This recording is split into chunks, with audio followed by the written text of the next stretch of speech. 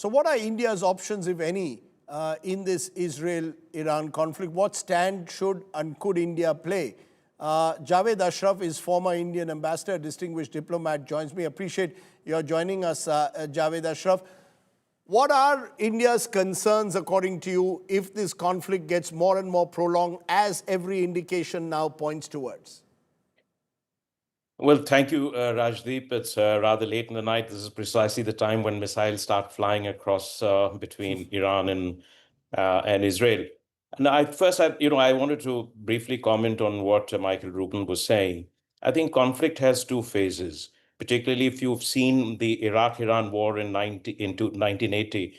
I mean, there was a complete decimation of the Iranian institutions after the 1979 revolution, the Islamic Revolution.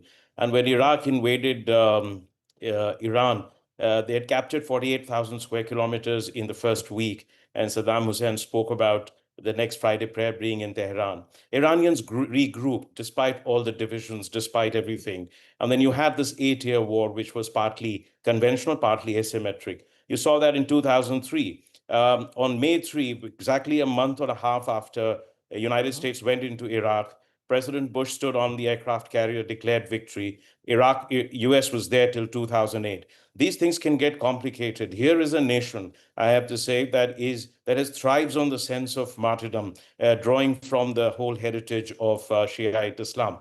So I think this is going to be, they don't have the capacity compared to Israel, certainly, because they have the missiles, but they don't have air power. And US has already been saying that we have helped intercept missiles. They haven't taken the offensive position in this. They haven't taken, attacking position, but they have been helping Israel. And President Trump has spoken about we, in plural, have control over the Iranian airspace. So they're in some sense involved. Since 1967, Israel has never been in a war without the assurance of US support. You know that what happened in 56. I wanted to lay this before we go to, because this has implications that can go beyond simply the demolition of Fordo or the taking out of the entire nuclear program. You don't take out nuclear knowledge. And what we are going to see from India's standpoint, you're seeing we've got probably higher stakes of any place in the world is in this region.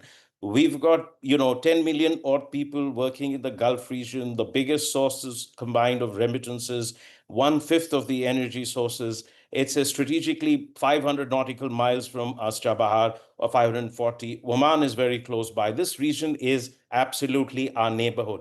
We are not seeing a war in the Gulf or in the Middle East. We are seeing a war in our neighborhood, and it has implications for us. Now, we have excellent relations with Israel. They've been supporting us on the counterterrorism. We've got excellent relations with Iran. But I don't think that we are really in a position to be able to exercise any influence on the course of this war. I don't think Prime Minister Netanyahu would listen to anyone at this stage. I don't think Iranians are going to listen to anyone at this stage. It is really going to be up to the United States, Israel, and Iran to sort this out. But if this in some way has a horizontal expansion, sorry. Sorry to interview. The reason I asked you, Javed, about the Indian connection is quite simply this. India so far has not taken a strong public stand either way. There seems to be an element of neutrality, even though there's a sense that we have this strong relationship at the moment with the Israeli leadership. Well, is that how you, or do you believe that India can be an honest, can play this role as some kind of a neutral observer, honestly, or not? Can you be neutral in an Iran-Israel war?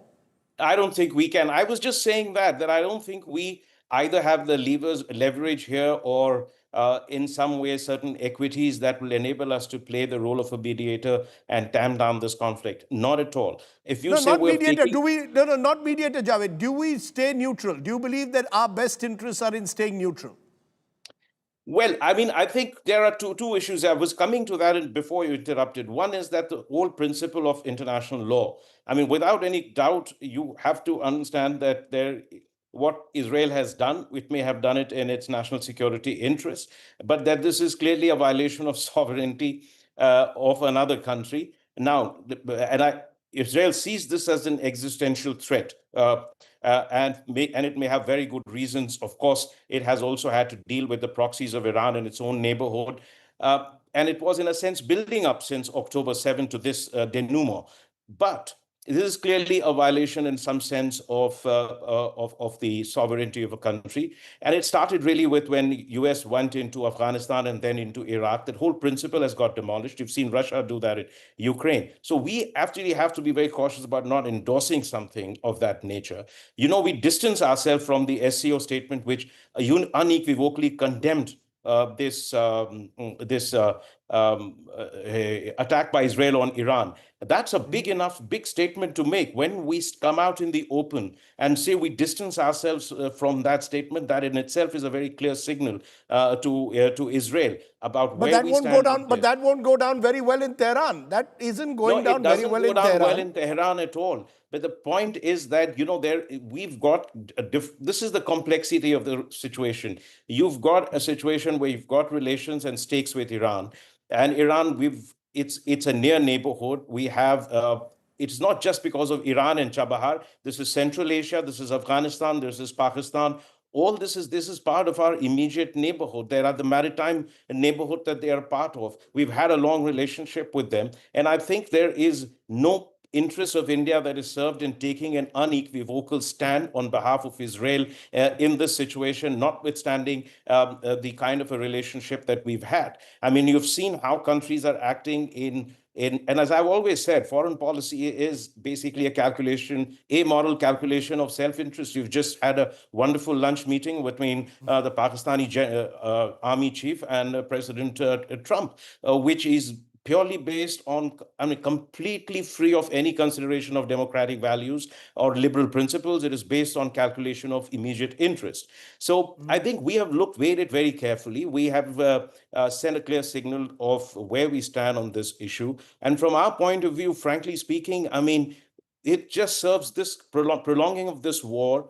It's either its horizontal or vertical escalation has serious consequences for us, even if our energy dependency on the region has diminished. But we've got Right. people there. We've got it's a near neighborhood. It's got market interests over there. So I think we'll play it very carefully. And I don't think Israel is certainly looking for us to come out so Right. strongly on their behalf. They've gone ahead and done it. And as you've seen, that almost everybody in the world has called for de-escalation and restraint.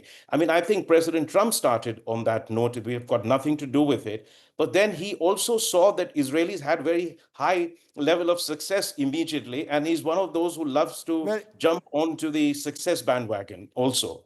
Very quickly, therefore, in conclusion, you mentioned that very interesting that you believe diplomacy has always had an amoral character driven by self-interest. You mentioned General Munir's meeting yesterday with Donald Trump. Do you see Pakistan, which shares a large border with Iran, becoming a player if this conflict escalates? And should that be something we should be wary of? Is America possibly going to sort of keep an eye on what Pakistan does Well, and does not do? Rajdeep, for a long time, Jandula has been operating out of Balochistan and Yes. against. This is a Sunni group which has been operating against Iran out of Pakistan.